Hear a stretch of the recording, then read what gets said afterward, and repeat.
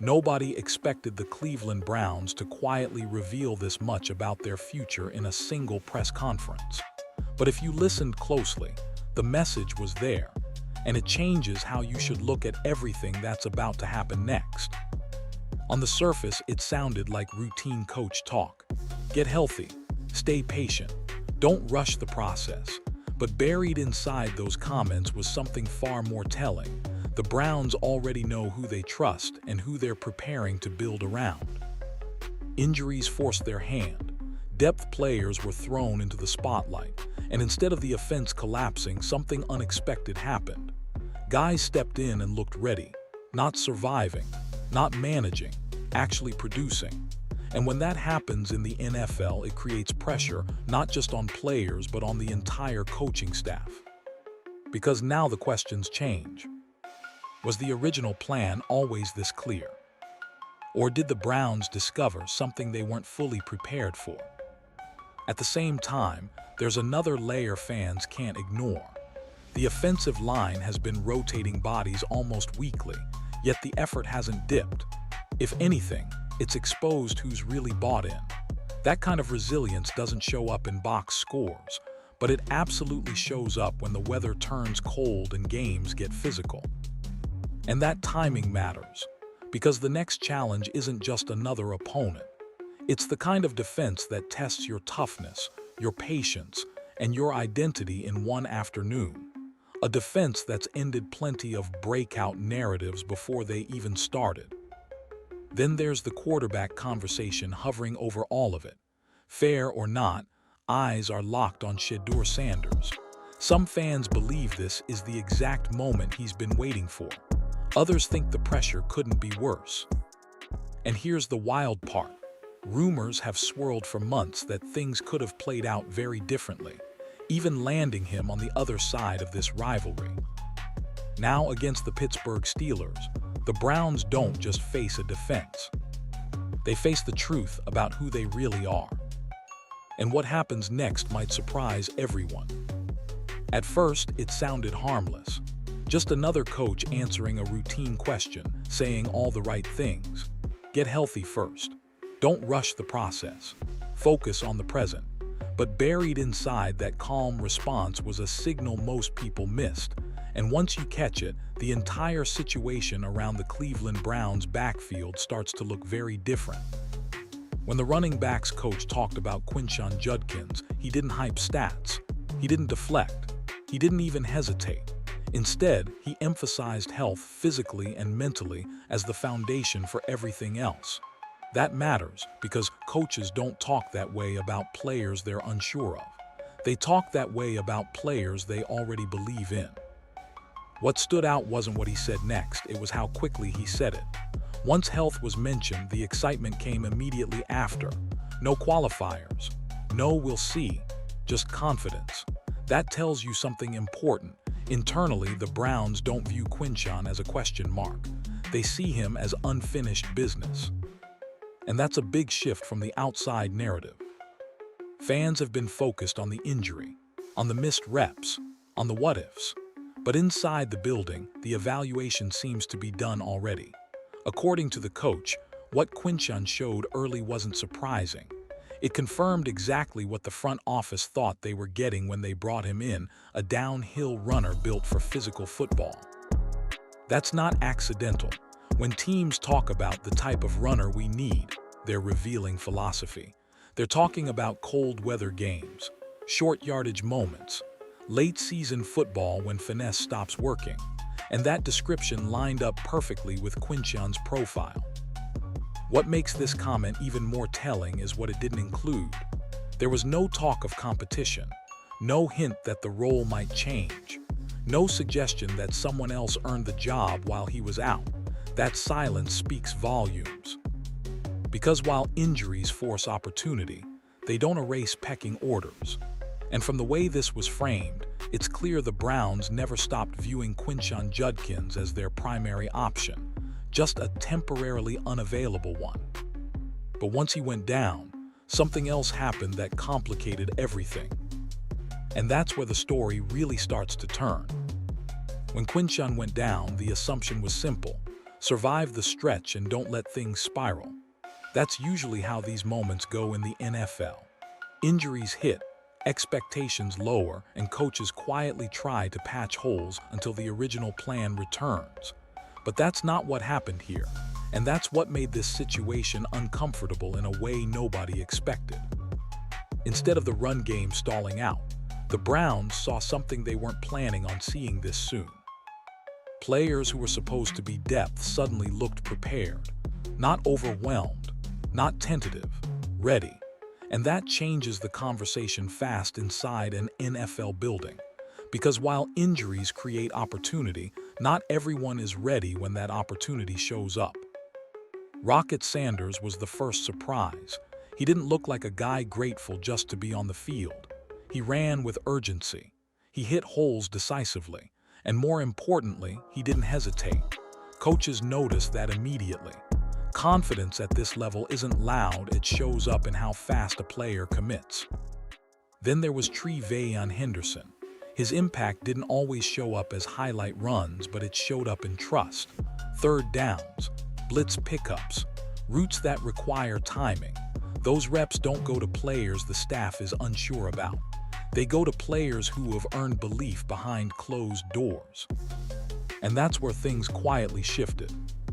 Because now this wasn't just about filling snaps, it was about confirmation. The phrase the coach used said everything: plug and play. That's rare language at the NFL level. It implies preparation, it implies mental readiness, and it implies that the system didn't need to be protected from these players, it could lean on them. For the Cleveland Browns, that's both a positive and a complication. Depth is good, options are good, but when replacements perform, they create pressure. Suddenly, decisions don't get easier, they get louder. Because every rep taken during that injury window becomes part of the evaluation, whether coaches admit it publicly or not. And here's the part most fans overlook. Players feel this too. The locker room sees who's ready. They see who runs hard when the moment arrives. That perception matters just as much as the depth chart. So while the injury forced the Browns to adjust, it also revealed something unexpected. This backfield wasn't as top-heavy as many believed. And once that realization set in, the entire balance of the room began to change. But that adjustment came with a test most fans never think about. This is the part of the NFL journey nobody really warns you about. Not the speed, not the playbook, not even the physical punishment. It's the moment when a player who has always been the guy suddenly isn't anymore and has to decide who he's going to be next. For most of these players, dominance was their identity long before they ever reached the league. Youth football, high school, college, they were the names circled on the whiteboard, the ones defenses game planned around. Then they arrive in the NFL and overnight that identity is stripped away. No promises, no guarantees, just a depth chart and a clock ticking.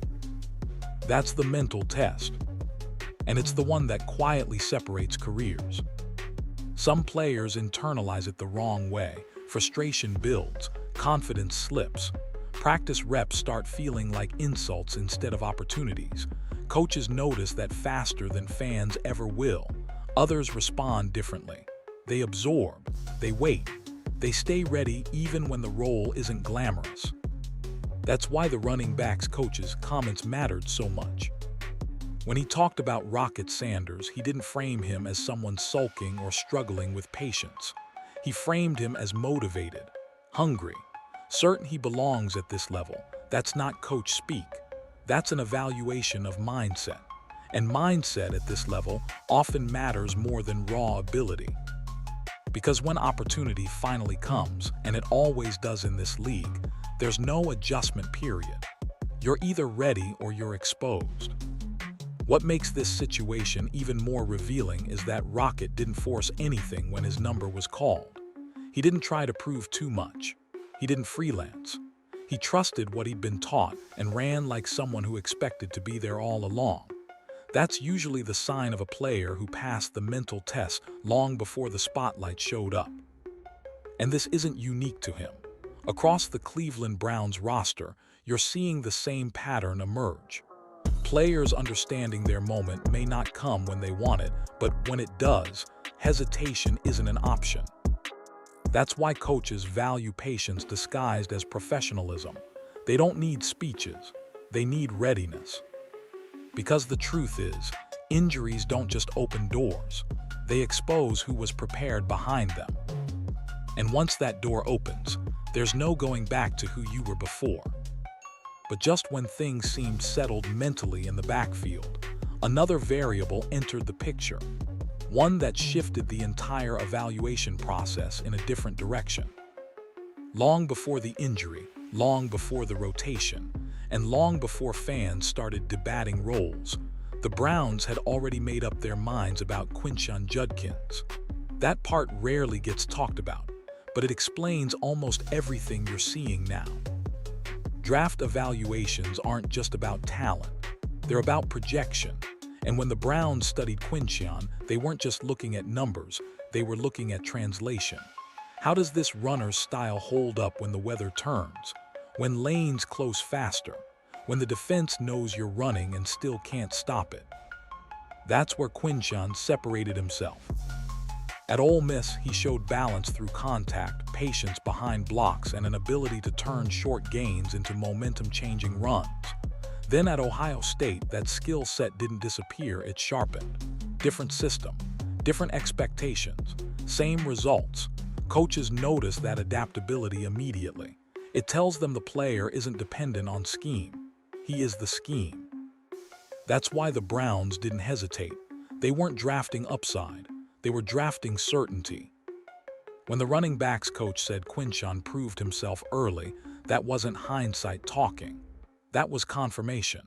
The physicality showed up immediately. The decisiveness showed up immediately. And most importantly, the trust showed up immediately. You don't give meaningful early season reps to a rookie unless you already believe the game won't be too big for him. And that phrase, the type of runner we need, wasn't accidental. Teams say that when they're talking about identity, about December football, about third and short when everyone in the stadium knows what's coming. The Browns weren't describing an interchangeable piece. They were describing a tone setter, a runner who absorbs contact instead of avoiding it, one who makes defenses feel every carry. That's also why the injury didn't change the internal plan. From the outside, it looked like uncertainty. From the inside, it was interruption. There's a difference. Coaches didn't suddenly start reimagining the backfield. They adjusted temporarily and waited for the piece they already believed in to return. And that belief hasn't wavered. If anything, what happened during his absence may have reinforced it. Because when you watch replacements succeed within the structure Quinshon fits best, it validates the structure itself. It tells you the system works, and the right runner can elevate it even further. That's why this conversation isn't about whether Quinshon can be the guy. Inside the building, that question was answered a long time ago. The real question now is what happens when he steps back into a situation that's changed around him, but not in front of him. Just when the backfield conversation seemed like it was settling into something predictable, Dillon Gabriel entered the picture and quietly complicated everything. Not with noise, not with headlines, but with steady, noticeable growth that forced coaches to reassess what they actually had. From the outside, Dillon's season looked uneven. A little up, a little down. Some flashes, some growing pains. But that surface-level view misses what the coaching staff was really tracking. They weren't just watching production, they were watching development. And that's where Dillon began to separate himself. As a runner, he was asked to do things he'd never been asked to do before. Different reads, different footwork, more responsibility between the tackles. Early on, it showed. Then something clicked. The hesitation disappeared. The decisiveness improved. Suddenly, he wasn't just executing plays, he was anticipating them. As a receiver, it was even more uncharted. Routes out of the backfield, timing with the quarterback, adjusting on the fly against coverage. Those aren't skills you master overnight, especially at this level, But week by week, the improvement was obvious. Coaches don't exaggerate when they say better and better. That phrase usually means the player is processing faster, not just moving faster. Then there's pass protection, the quiet deal breaker for most backs trying to earn trust. Blitz recognition, leverage, willingness to step into contact for the sake of the play. That's where many promising players lose snaps. Dillon didn't. Instead, he showed growth there too, not perfection, progress. And progress is everything when coaches are deciding who they can leave on the field. Then the injury happened. And the timing couldn't have been worse. Because just as Dillon was stacking confidence and carving out a clearer role, the momentum stopped. Not erased, paused. And that's the curveball. Injuries don't just take reps. They interrupt evaluation. Coaches are left asking the hardest question in football. Was that stretch the beginning of something real or just a glimpse? That's why the coach emphasized if he gets a chance to get back out there. That wasn't uncertainty, that was anticipation. The staff wants to see continuation. They want to know if the growth holds when the lights come back on. And this matters more than fans realize. Because in a backfield already juggling health, hierarchy, and expectation, Dillon Gabriel represents the unknown variable. Not the sure thing, not the placeholder, the wild card. And in the NFL, wild cards have a way of reshaping plans when you least expect it. While most of the conversation has stayed locked on the running backs, the real story has been happening a few yards in front of them, and it's one almost nobody is giving proper credit to. The Browns' offensive line hasn't just been dealing with injuries. They've been dealing with constant reshuffling, different combinations, and players being asked to do jobs they weren't originally slotted for. And yet, the effort never dipped. That matters more than fans realize. Offensive line play is built on chemistry, timing, trust, knowing how the guy next to you moves before he even moves. When that continuity gets disrupted, most units fall apart, assignments get missed, communication breaks down, confidence fades, but that's not what's happened here. Instead, you've seen linemen tape up, switch positions, and step right back onto the field without complaint. No public frustration, no finger pointing, just work. That kind of mindset doesn't show up on highlight reels, but it shows up in how running lanes form just long enough for a play to survive. The running backs coach made that clear when he talked about feeding off the line's toughness. That wasn't motivational fluff, it was acknowledgement. When backs see linemen fighting through pain, battling every snap and refusing to make excuses, it sets a standard. You don't dance in the hole, you don't hesitate. You hit it and trust the effort in front of you. And that trust has been critical during this stretch. Different linemen play with different nuances. Some fire off the ball, some rely on leverage, some win with angles instead of power. Adjusting to that on the fly is hard enough for veterans, let alone a backfield already dealing with injuries and rotation. Yet the group adapted, slowly, quietly, effectively. For the Cleveland Browns, that adaptability has kept the run game functional when it easily could have collapsed. And that's the part getting overlooked. Not every successful run looks clean. Some are messy, some are improvised. But survival in the NFL often comes down to whether a play has a chance, and the line has continued to give that chance. It also sends a message inside the locker room. When linemen are willing to do whatever it takes, skilled players are expected to match that commitment. No excuses, no coasting, just response. That's why this unit deserves more recognition than it's getting.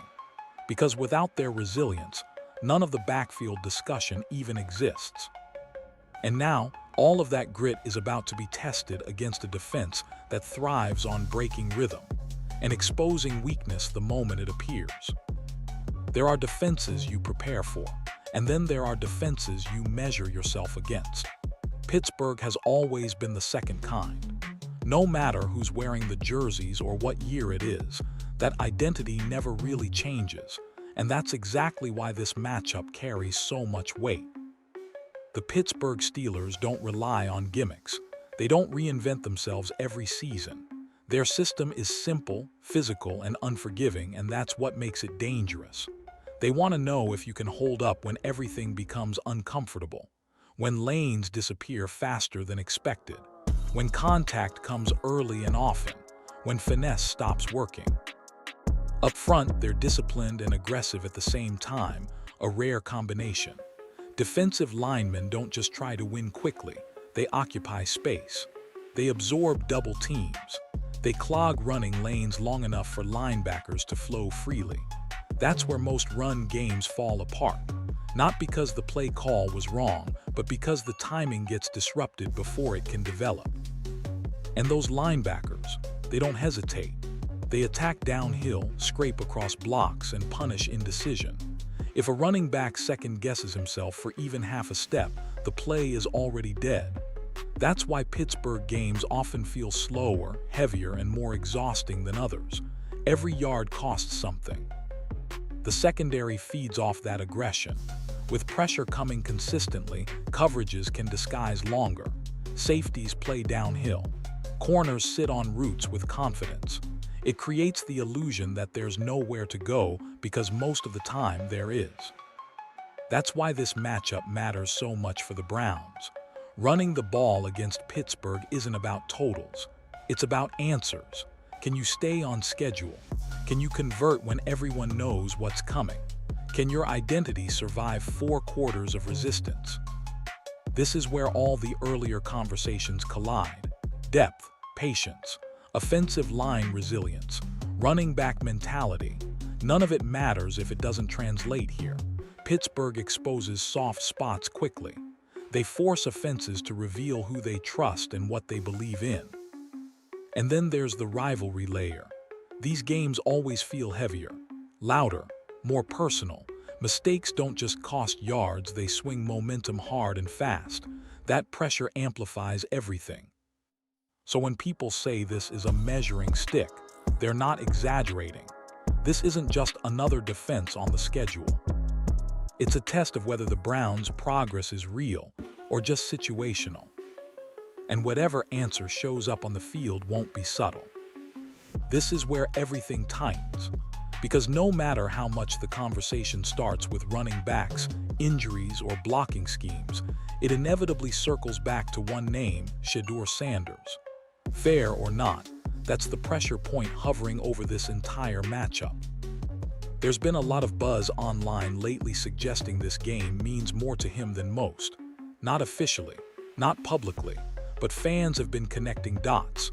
Rivalry game, physical defense, national attention, and lingering talk that things could have gone very differently on draft night. None of that is confirmed, but it's being talked about, and that alone changes the temperature. Some reports claim Shedeur thrives in moments like this, that when the noise gets louder, he sharpens instead of shrinking. Supporters point to past situations where doubt followed him, only for him to respond with control and confidence. They believe this is another one of those moments, a chance to silence narratives without saying a word. Others aren't so sure.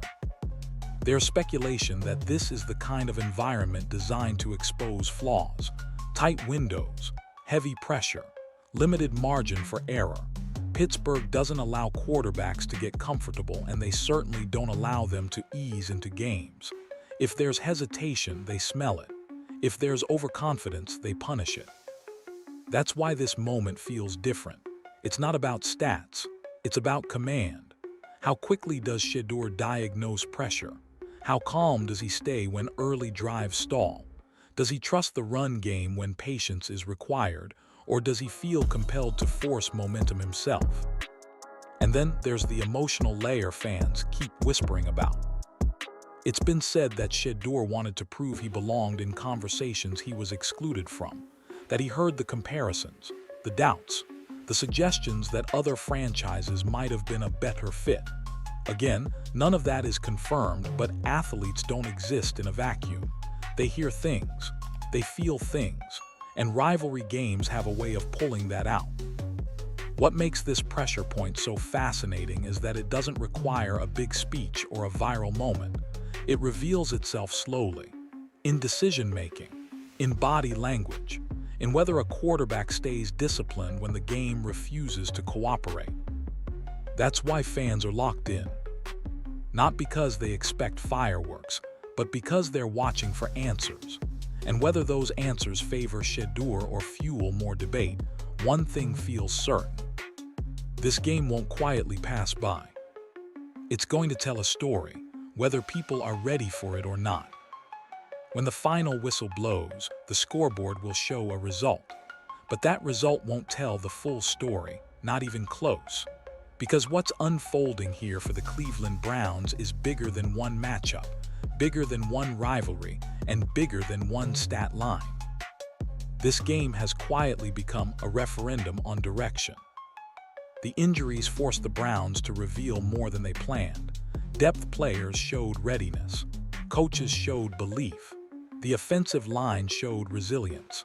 And through all of it, the organization exposed what it values when things get uncomfortable: physicality, patience, and mental toughness. Those aren't buzzwords. They're survival traits in this league. What happens against the Pittsburgh Steelers will either validate that identity or challenge it in a way no press conference ever could.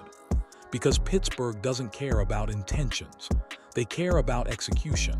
They don't flinch. They don't soften. They make you prove it snap by snap, drive by drive. That's why this moment matters so much for the backfield. Not because someone needs a breakout game, but because the Browns need confirmation. Can their runners stay disciplined when lanes vanish? Can they trust the blocking when the defense knows exactly what's coming? Can patience survive 4 quarters of pressure? And looming over all of it is the quarterback conversation. Fair or unfair, Shedeur Sanders is part of this evaluation. Not as a savior, not as a headline, but as a decision maker. How he manages adversity, how he responds when momentum stalls, how he carries himself when the game refuses to bend. Those details linger long after the film session ends. This is how organizations learn about themselves.